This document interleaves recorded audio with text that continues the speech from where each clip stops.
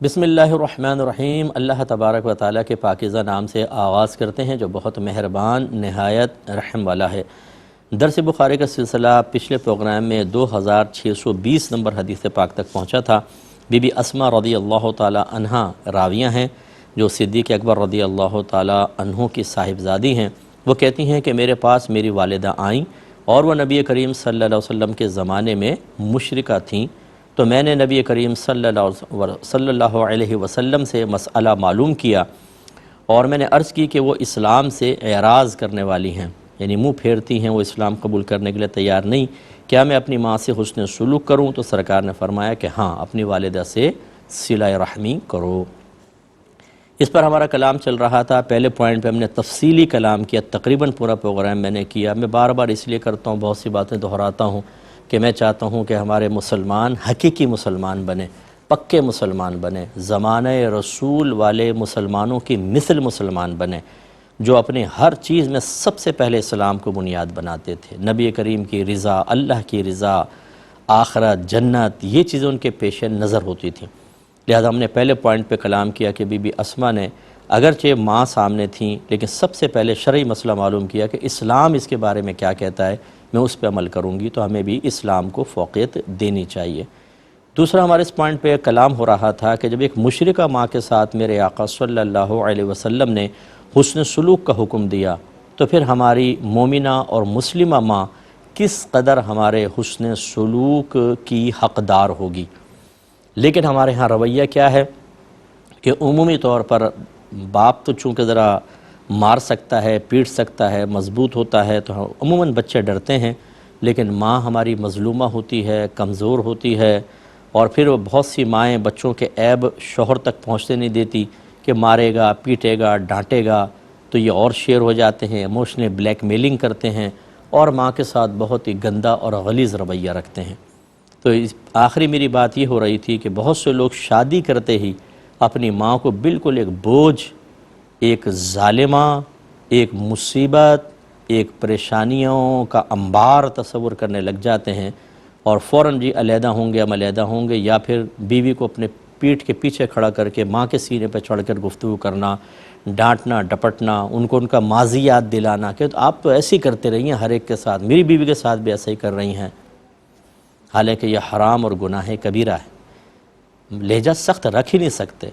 بار بار ہم یہ آیت آپ کو سناتے ہیں، اللہ نے فرمایا فَلَا تَقُلْ لَهُمَا اُفٍّ وَلَا تَنْهَرْهُمَا وَقُلْ لَهُمَا قَوْلًا كَرِيمًا، اپنے ماں باپ کو اف بھی مت کہو، یعنی ان کو کسی بھی طریقے سے اذیت نہ پہنچاؤ، اس کا مطلب یہ ہے، اور ان کو ڈانٹو مت اور ان سے نرمی سے گفتگو کرو۔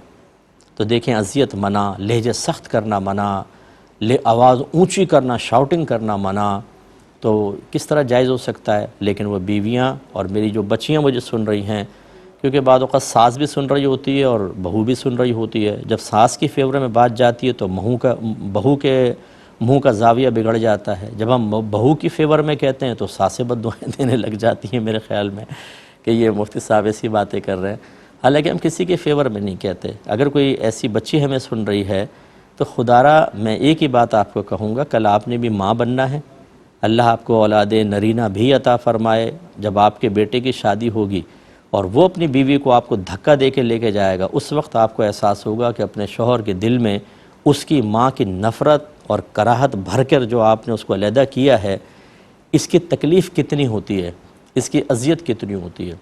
اور ایسے میں نے کیسز دیکھے ہیں، مکافات عمل، اور آپ بھی دیکھتے ہیں اپنے اطراف میں، لیکن ہم سیکھنے کے لیے تیار نہیں ہیں۔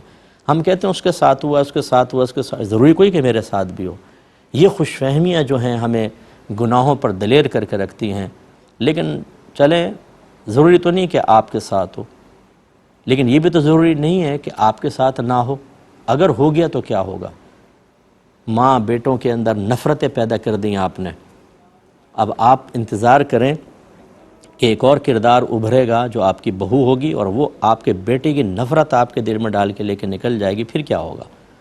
اچھا، یہ بھی ضروری نہیں ہے کہ یہ ذہن میں رکھیں کہ اگر کوئی بیٹا اپنی بیوی کو لے کے نکل گیا تو اب آپ یہ کہیں کہ مجھ صاحب نے کہا تھا مکافات عمل، اس کا مطلب ان کی ساس نے بھی ایسا ہی کیا ہوگا اپنی ساس کے ساتھ، یہ ضروری نہیں ہے۔ لیکن یہ بھی ایک چیز ہوتی ہے، اس کو بھی ذہن میں رکھیں۔ تو بہرحال اپنی سگی ماں کے ساتھ ایسا رویہ نہ رکھیں. جو ایسے بچے مجھے سن رہے ہیں، ایسے بیٹے سن رہے ہیں، ایسے مرد حضرات سن رہے ہیں جو اپنی ماؤں کو چھوڑ بیٹھے ہیں، ان کو تکلیف دی ہے، اذیت دی ہے، خدارا بیوی آپ کو جنت میں لے کے نہیں جا سکتی، ماں لے کے جائے گی. میرے آقا صلی اللہ علیہ وسلم سے ایک صحابی نے پوچھا، یا رسول اللہ میں جہاد پہ جانا چاہتا ہوں. فرمایا تمہارے والدین میں سے کوئی زندہ ہیں؟ عرض کیا رسول اللہ میری والدہ ہیں. فرمایا ان کی خدمت کرو، اسی میں تمہارے لیے جہاد کا ثواب ہے. آپ اندازہ کریں سرکار نے تو یہ ارشاد فرمایا. ایسے ایک صحابی نے آ کر پوچھا، یا رسول اللہ مجھ پر سب سے زیادہ حق کس کا ہے؟ فرمایا تمہاری والدہ کا. عرض کی پھر؟ فرمایا تمہاری والدہ کا. عرض کی پھر؟ فرمایا تمہاری والدہ کا. عرض کی پھر؟ فرمایا تمہارے والد کا. تو علماء نے اس سے نتیجہ نکالا کہ ماں کا حق باپ سے 3 گنا زیادہ ہوتا ہے. 3 دفعہ نبی کریم نے ماں کا ذکر کیا، چوتھی مرتبہ والد کا ذکر کیا. حالانکہ والد ماں پر حاکم ہے، عزت اور عظمت اس کی زیادہ ہے، لیکن حق ماں کا زیادہ رکھا ہے. اور ایسی ہستی کے سامنے آپ چیختے ہیں، چلاتے ہیں. اور یہ بچیاں جو مجھے سن رہی ہیں، جو اپنی ماں سے بدتمیزیاں کرتی ہیں، ماں کے برتن دھو لو چیخنا شروع کر دیں گی، چلانا شروع کر دیں گی، آپ ہمارے پیچھے پڑی رہتی ہیں. ماں کہتی بیٹا زیادہ موبائل نہ دیکھو، آنکھیں خراب ہو جائیں گی. ارے امی آپ پرانے زمانے کی ہیں. بھائی وہ تو پرانے زمانے کی ہیں، آپ جدید دور کے ہیں. پڑھیں ذرا انٹرنیٹ پہ جا کے آرٹیکلز، ڈاکٹرز کی رائے دیکھیں. جن لوگوں سے باہر والوں سے آپ متاثر ہیں انہی کی رائے دیکھ لیں کہ کس قدر مسلسل موبائل یوز کرنا، مسلسل ٹیبلٹ یوز کرنا، کمپیوٹر یوز کرنا آپ کے برین پر کتنا ایفیکٹ ڈالتا ہے، آپ کی باڈی پہ کتنا ڈالتا ہے، آپ کے آرگنز کے کارکردگی پر کتنے اثر انداز ہوتا ہے. ذرا پڑھیں تو صحیح، ذرا جا کر آپ اسٹڈی تو کر کے دیکھیں. ماں غلط تو نہیں کہہ رہی. انہیں تو آپ نے یہ ایک طرح سے احساس کمتری میں مبتلا کر کے گویا کہ تحقیر اور ذلت کے ساتھ ان کو خاموش کروا دیا. بھئی آپ پرانے زمانے کے لوگ ہیں، آپ کو نہیں پتہ جدید دور میں کیا ہو رہا ہے. وہ بیچاری خاموش ہو جائیں گے ڈر کے کہ ہاں یہ تو جدید دور کے ہیں. تو آپ کو نہیں پتہ جدید دور میں کیا تحقیقات سامنے آئی ہیں. یعنی سامنے والے کو خاموش کروانے کے لیے اس طرح کے لفظ کہہ دینا، وہ خاموش ہو جائے، اور خود پھر خطرات سے کھیلتے رہنا. خود یہ نہیں دیکھنا کہ آپ خود غلط کر رہے ہیں، وہ غلط نہیں کر رہی تھیں، وہ پرانی ہونے کے باوجود بھی صحیح تھی، اور آپ نے اتنا برا بھلا کہہ دیا. ایسی جو گیم کھیل رہے ہوتے ہیں، اگر ماں نے بیچ میں آ کے کچھ کہہ دیا تو بس ان کا گیم خراب ہو گیا. ماں کی عزت اور احترام 2 منٹ میں مٹی میں ملا دیتے ہیں. اتنا شاؤٹنگ، اتنا شور شرابہ، پھر کئی دن تک ناراض رہتے ہیں. ماں مناتی رہے گی، لقمے لے کے کھلانے کی کوشش، منہ بنا ہوا ہے، ناراض ہیں. میں یہ سطحی لفظ استعمال کرنے پر مجبور ہوں. آپ کی اوقات نہیں ہے ماں سے ناراض ہونے کی، یاد رکھیں. یہ حرام اور گناہ کبیرہ ہے، حرام، سخت حرام. اور اسی حالت میں مر گئے، انجام اتنا برا ہے کہ آپ تصور نہیں کر سکتے. آپ کو کس نے کہا کہ آپ وہی ایموشنلی بلیک میلنگ کر رہے ہیں. آپ ماں کو مطلب یہ کہ بلیک میل کرنا، وہ پیار کرتی ہے، جذبات ہیں، احساسات، معافیاں مانگ رہی ہے. اچھا بیٹا مجھ سے غلطی ہو گئی، میں تمہارے گیم کے بیچ میں آ گئی. آپ ہمیشہ ایسا کرتی ہیں، ہمیشہ ایسا کرتی ہیں. بھی پاؤں پٹکتے ہوئے نکل جائیں گے، کیونکہ وہ انگریزوں کی تقلید تو ہم کریں گے نا، اسلام تو قبول نہیں کریں گے صحیح طریقے سے، یعنی اس کی تعلیمات قبول نہیں کریں گے. وہی ہم دیکھتے ہیں ڈراموں کے اندر، فلموں کے اندر، بیٹے نے باپ کے منہ پہ تھپڑ مار دیا، ماں باپ سمجھا رہے ہیں، کھانا پھینک کر پاؤں پٹکتے ہوئے چلے گئے صاحب، اور شاؤٹنگ کر رہے ہیں، چیخ رہے ہیں، چلا رہے ہیں، بال یہ نوچ رہے ہیں، دروازے زور زور سے بند کر رہے ہیں. بالکل بعینی آپ دیکھیں یہ حرکتیں ہمارے اندر آ گئیں. یعنی انگریزوں کی شکل بالکل ان کا عکس ثانی. وہ شاید اپنے بال نوچتے ہوئے بھی وہ تصور میں وہ انگریز ہوگا کہ میں اس کی طرح کر رہا ہوں. اس میں بھی وہ پراؤڈ فیل کر رہے ہوں گے کہ بڑا ہم کو کارنامہ کر رہے ہیں. بھائی یہ مسلمان تو جو اسلام کے قریب ہیں وہ سر جھکا کے کھڑے ہو جاتے ہیں، ہم نہیں سر جھکاتے، ہم انگریزوں کی تقلید میں سر اٹھاتے ہیں اور چیختے چلاتے ہیں. اللہ نہ کرے، اللہ نہ کرے یہاں چیخے چلا رہے ہیں، قبر میں بھی چیخیں سننے کو ملیں گی، میدان محشر میں بھی آہیں فریادیں نکل رہی ہوں گی. پھر اللہ ناراض ہوا اور جہنم کے اندر وہاں تو وہ چیخیں ہوں گی کہ الامان والحفیظ. اس لیے انگریزوں کی تقلید پہ نہ جائیں، مسلمانوں کے راستے پہ ہی رہیں، اپنے اسلام کی تعلیمات کو قبول کریں. آپ کا مذہب یہ کہتا ہے.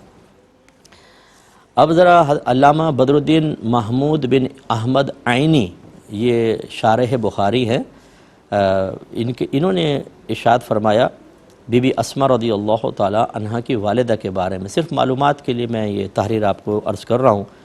تو یہ لکھتے ہیں کہ حضرت اسماء کی والدہ کے مصداق میں اختلاف ہے. یعنی مصداق سے مراد جن والدہ کا یہاں ذکر ہے وہ کون تھیں، ان کے بارے میں اختلاف ہے. ایک قول یہ ہے کہ یہ ان کی ستیلی والدہ تھیں. ایک قول یہ ہے کہ یہ ان کی رضاعی ماں تھیں، انہیں دودھ پلایا تھا بچپن کے اندر، سگی ماں نہیں تھیں، اور ایک قول یہ ہے کہ یہ ان کی نسبی ماں تھیں، یعنی سگی والدہ۔ تین قول ہیں اس میں، اور کہتے ہیں اس پر دلیل یہ ہے کہ امام ابن سعد، امام ابو داؤد طیالسی اور امام حاکم نے حضرت عبداللہ بن زبیر رضی اللہ تعالی عنہما سے یہ حدیث روایت کی ہے کہ قتیلہ، ان عورت کا نام قتیلہ تھا، ان خاتون کا، قتیلہ اپنی بیٹی حضرت اسمہ بنت ابی بکر سے ملاقات کے لیے مدینے آئیں، اور حضرت ابو بکر رضی اللہ تعالی عنہ نے ان کو زمانہ جاہلیت میں طلاق دے دی تھی، اور وہ انگوروں اور گھی کا ہدیہ لے کر آئی تھیں۔ حضرت اسمہ نے ان کو گھر میں آنے اور ان کا ہدیہ قبول کرنے سے انکار کر دیا، اور انہوں نے حضرت عائشہ صدیقہ رضی اللہ تعالی عنہ کی طرف پیغام بھیجا کہ آپ رسول اللہ صلی اللہ علیہ وسلم سے اس سے متعلق سوال کریں، تو سرکار نے فرمایا ان کو چاہیے کہ اپنی والدہ کو آنے دیں۔ تو یہ تھوڑی سی تفصیل اس سے آپ کو واضح ہو گیا ہوگا کہ اگر ان کی نسبی والدہ تھیں تو صدیق اکبر بہرحال ان کو زمانہ جاہلیت میں طلاق دے چکے تھے، لیکن ماں کا رشتہ تو ختم نہیں ہوتا، وہ آئیں تو پھر سرکار نے ان کے بارے میں یہ ارشاد فرمایا۔ اگلے باب کی طرف آتے ہیں، باب لا یحل لأحد ان یرجع فی ہبتہ وصدقتہ، ہبہ اور صدقے میں کسی کے لیے رجوع کرنا جائز نہیں ہے۔ رجوع کرنے کا مطلب ہوتا ہے اس کو واپس لینا، رجوع مانے ویسے لوٹنا ہوتا ہے، یعنی آپ نے کسی کو تحفہ دے دیا، آپ کہتے ہیں بھی میرا تحفہ واپس دو۔ آپ نے فقیر کو صدقہ دے دیا اور آپ کہتے ہیں صدقہ مجھے واپس دو، یا اس کی صورت یہ ہو سکتی ہے کہ آپ نے کوئی چیز صدقہ کی اور پھر کہا مجھے بیچ دو، یہ بھی رجوع کرنا ہوا۔ پہلا بلا عوض تھا کہ میں نے دیے مجھے واپس کرو، اور یہ عوض کے ساتھ ہے کہ اتنی قیمت میں مجھے واپس بیچ دو، تو یہ کہتے ہیں کہ ہبہ اور صدقے میں کسی کے لیے رجوع کرنا جائز نہیں ہے۔ اس سے متعلق حدیث لے کر آئیں گے، 2621 نمبر حدیث پاک ہے، اور حضرت ابن عباس رضی اللہ تعالی عنہما اس کے راوی ہیں۔ وہ بیان کرتے ہیں کہ نبی کریم صلی اللہ علیہ وسلم نے فرمایا کہ اپنے ہبہ میں رجوع کرنے والا اس کی مثل ہے جو اپنی قے میں رجوع کرے، یعنی معاذ اللہ ثم معاذ اللہ اس کی قباحت بیان کرنے کے لیے سرکار نے ایک ایسی مثال بیان فرمائی کہ کوئی الٹی کرے اور الٹی کو اپنی چاٹ لے، معاذ اللہ ثم معاذ اللہ، ایسا اپنے تو کوئی کسی کو تحفہ دے کر واپس لینا ایسا ہے۔ تو یاد رکھیں کہ علماء کے اس میں بہرحال دو اقوال ہیں، بعض کہتے ہیں کہ جس کو آپ نے تحفہ دے دیا اور اس سے واپس لینا صحیح تھا، یعنی منع نہیں تھا، شریعت میں بالکل منع نہیں تھا۔ وہ 7 مقامات ہوتے ہیں جہاں واپس لینا منع ہی ہو جاتا ہے، وہ میں عرض کرتا ہوں۔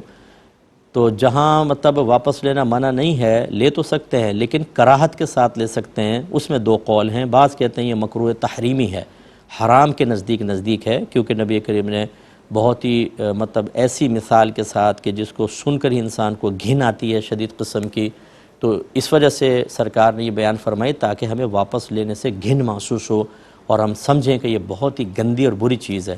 اس کی سختی کا تقاضا کرتا ہے کہ مکروہ تحریمی ہونا چاہیے، اور بہت سے یہ کہتے ہیں کہ مکروہ تنزیہی ہے، یعنی گناہ نہیں ہے لیکن واپس لینا شریعت نے ناپسند بھی رکھا ہے، اور بہتر یہ ہے کہ واپس سخت ضرورت کے علاوہ واپس نہ لیا جائے۔ سخت ضرورت کیا ہو سکتی ہے؟ جیسے بعض اوقات ایسا ہوتا ہے، اگرچہ یہ مسئلہ بیان ہوگا یہاں پر کہ بعض اوقات سسرال والے اپنی بہو کو کوئی شادی سے پہلے تحفے وغیرہ دیتے ہیں، اور پھر بہو غلط حرکتوں میں ملوث ہوتی ہے، سرکش ہوتی ہے۔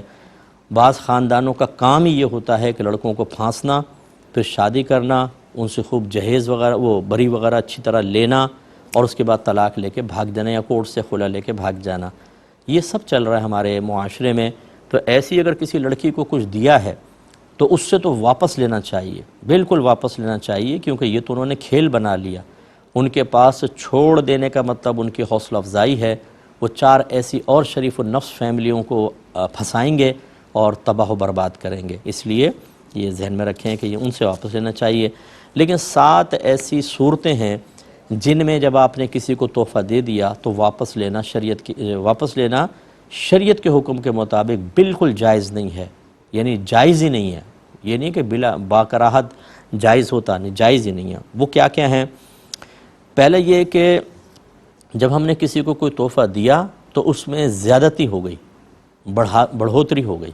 جیسے زمین تحفے میں دی، اس نے اس میں درخت اگا دیے بہت سارے، کھیتی باڑی شروع کر دی، تو اب یہ زیادتی متصلہ کہلائے گی کہ متصل ہے، یہ نہیں لے سکتے۔ تو ایسے کسی کو آپ نے مکان دیا، اس نے ایک اور منزل اس پر قائم کر دی، تو اب واپس لینا شرعاً جائز نہیں ہے۔ دوسرا یہ کہ جس نے دیا یا جس نے لیا ان میں سے کسی ایک کا انتقال ہو جائے تو اب واپس نہیں لے سکتے۔ مثلا جس نے دیا اس کا انتقال ہوا تو اب اس کے وارث کہتے ہیں سامنے والے سے ہمارے ابا نے زندگی میں تحفہ دیا، ہمیں واپس دو، نہیں لے سکتے۔ ایسے اس کا انتقال ہو گیا جس کو دیا تھا، تو اب یہ شخص کہتا ہے کہ میں نے تمہارے ابا کو تحفۃً دیا تھا، اس کے وارثوں سے کہتا ہے مجھے واپس دو، یہ شرعاً جائز نہیں ہے۔ تیسرا ہے کہ اگر آپ نے تحفہ دیا اور اس کا کوئی عوض لے لیا تھا، بدلے لے لیا تھا، تو اب بھی آپ تحفہ واپس نہیں لے سکتے۔ یہ اکثر جو ہمارے شادی بیاہوں کے اندر یا سالگرہ کے اندر جو ہم گفٹ دے رہے ہوتے ہیں، یہ اس کے ہم عوض لے رہے ہوتے ہیں۔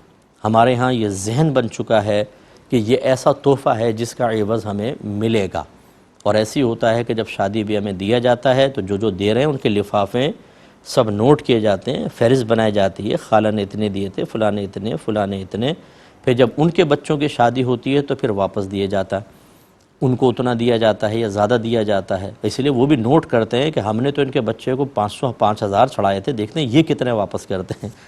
تو اس طرح اگر آپ نے لے کر اور اس کے بدلے میں اگلی شادی میں ان کو کچھ چڑھا دیا، اب وہ کہہ رہے ہیں کہ ہم نے تمہارے بیٹے کی شادی میں 5000 چڑھائے تھے، ہمارا پیسہ واپس کرو، تو عوض بھی تو لے لیا تھا بھائی جان، یا آپ نے ایسی لے لیا تو پھر واپس نہیں لے سکتے۔ اس طرح سالگرہ ہوتی ہیں بہن بھائیوں کی، اکثر ایسی ہوتا ہے کہ ان کے بچوں کی ہو رہی ہوتی ہیں تو ہم گفٹ دیتے ہیں، پھر ہمارے بچے کی ہوتی ہے تو اب تمنا ہوتی ہے وہ بھی ہمیں گفٹ دیں۔ تو اس طرح کے جو گفٹ کا عوض لے رہے ہوتے ہیں نا، وہ ان کا ہبہ واپس یعنی ہبہ سے رجوع کرنا جائز نہیں ہے۔ یا اسی طریقے سے آپ گئے اور آپ نے کسی کو مثلا ایک گھڑی تحفے میں دیے، لو، اس نے کہا بہت بہت شکریہ یار، پھر اس نے کوئی چیز اٹھا کر دی، یہ لو میری طرف سے یہ قبول کر لو، آپ نے قبول کر لی، یہ گویا کہ آپ نے اس ہبہ کا عوض لے لیا، اس کو اب واپس نہیں لے سکتے ہیں۔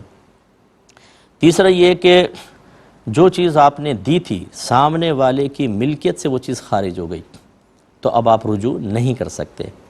مثلا آپ نے کسی کو گھڑی تحفے میں دی، وہ چوری ہو گئی، گم گئی، اس نے آگے بیچ دی، تو اب آپ رجوع نہیں کر سکیں گے۔ انشاءاللہ اس پہ مزید کلام ہوگا نیکسٹ پروگرام میں۔ وآخر دعوانا ان الحمد للہ رب العالمین۔